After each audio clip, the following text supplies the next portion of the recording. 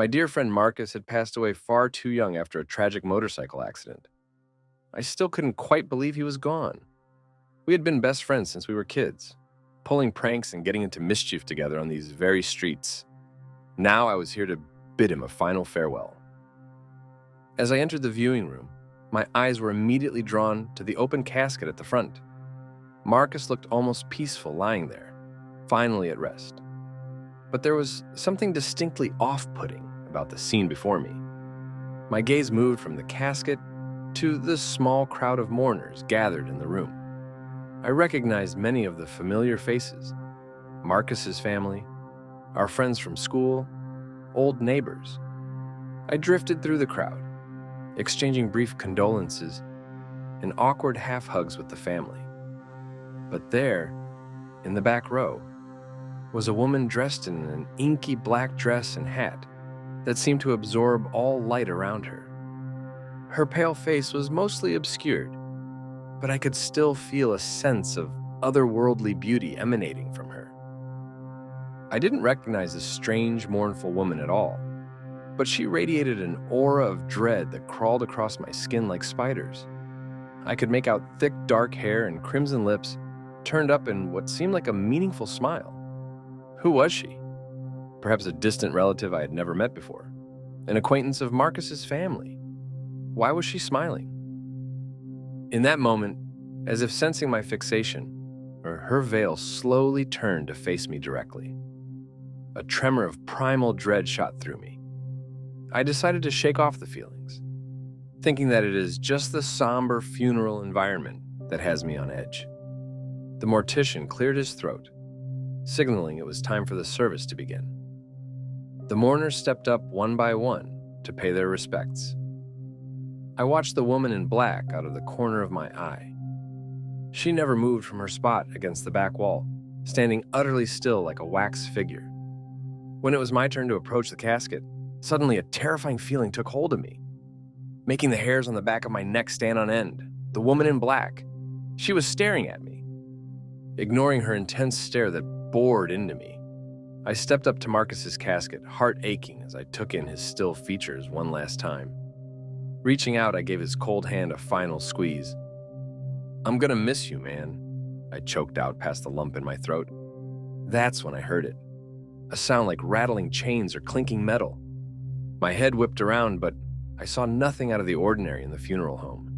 Just the same gathered crowd, the same woman in black watching unblinkingly from the back. Shaking it off as my mind playing tricks on me in my time of grief, I rejoined the others and took a seat. The subdued murmuring of the guests filled the air as the minister made his way to the front.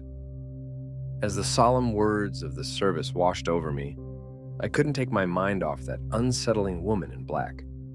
I kept sneaking furtive glances in her direction. Her pale, veiled face always turned toward the front with razor-sharp intensity. About halfway through the service, the sound of muffled clanking reached my ears again. It seemed to come from the very back of the room, right where that strange woman stood. I turned my head slowly in her direction, dread mounting. This time, I saw it. Two bony hands protruding from the frayed ends of the woman's tattered dress clutched a rusted iron chain. As she drew in a long, rasping breath, the chains rattled louder, like a hunter dragging their traps across the floor.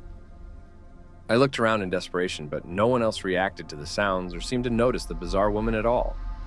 I was the only one who could see her, or whatever she was. I tried to shake it off, to pay attention to the minister, and find some semblance of inner peace. But the feeling of dread only grew more suffocating with each passing moment. Suddenly, a horrible thought occurred to me. What if that wretched woman wasn't just some strange mourner? What if her presence here meant something more? What if she had come for Marcus himself? As if she could sense the chilling revelation creeping over me, the corners of her blood-red lips twisted up in a cruel smile. I heard the clanking of chains grow louder, more insistent in the heavy silence. Then, gracefully, the woman bent at the waist and swept forward in an arcing glide, skimming across the floor with unnatural ease. My heart pounded harder as her gaze turned towards me again. But this time, She had taken off her veil. I caught a glimpse of her. She was hauntingly beautiful, in an unearthly sort of way, like a finely sculpted statue given a semblance of unnatural life. But I could feel it. Her beauty was the terrible, merciless kind of beauty. I watched in petrified horror as she drifted up the aisle toward the open casket, chains slithering behind her across the floor. No one else could see her, or perhaps they just chose not to look. She drew closer and closer to the casket, to Marcus's peaceful body, each rattling step shaking me to my core. I wanted to shout, to move, to somehow stop her from reaching her destination. But I was frozen in place, throat constricted in numb terror.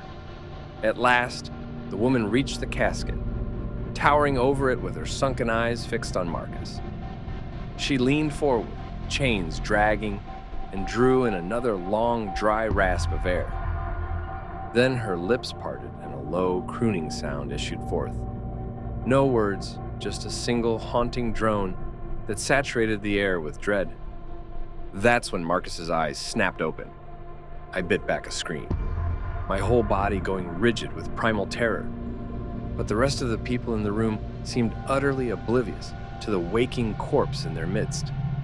Or perhaps their minds simply couldn't process such an unthinkable sight.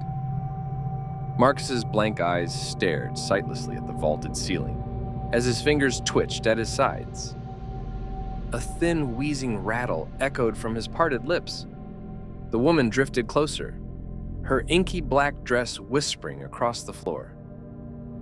As if in a trance, I rose from my seat and took a stumbling step forward. Some unseen force compelled me toward that unholy specter against every rational instinct screaming at me to run. Maybe a feeling of not wanting to lose Marcus again propelled my deeper spirit into action. The woman in black turned her gaze upon me once more. An unearthly, terrible beauty still radiated from her being. Her piercing eyes smoldered like twin black flames, promising to consume all light and life in their path. A tremor ran through me as our eyes met and held. This was no mere ghost or specter. This was the cold, inexorable grip of death itself, reaching out for me.